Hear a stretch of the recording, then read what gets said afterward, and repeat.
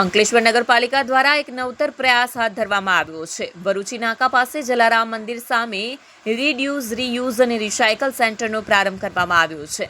આ સેન્ટરમાં લોકો પોતાના માટે વપરાયેલ અને બિનજરૂરી હોય અને અન્ય જરૂરિયાતમંદોને કામ આવે તેવી વસ્તુઓ જેવી કે કપડાં, સાડી, રમકડા, બૂટ, ચપ્પલ, બોટલ, લંચ બોક્સ, પુસ્તકો, પ્લાસ્ટિકની ચીજવસ્તુઓ, કાચ સહિતની ચીજવસ્તુઓ મૂકી શકે છે। આ વસ્તુઓનો જરૂરિયાતમંદ લોકો ઉપયોગ કરી શકે તેવા ઉમદા આશય સાથે આ સેન્ટરનો પ્રારંભ કરવામાં આવ્યો છે।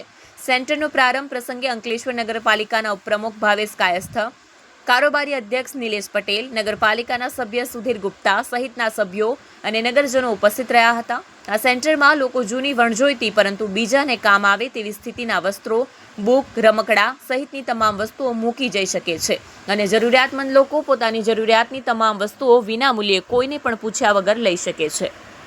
અંકલેશ્વર નગરપાલિકા દ્વારા જે આરઆર સેન્ટરનું ખોલવામાં આવ્યું હતું એના ભાગરૂપે આજે ફરીથી અંકલેશ્વર શહેરના નગરજનોને અવેરનેસ માટેનો એક કાર્યક્રમ રાખવામાં આવેલો હતો।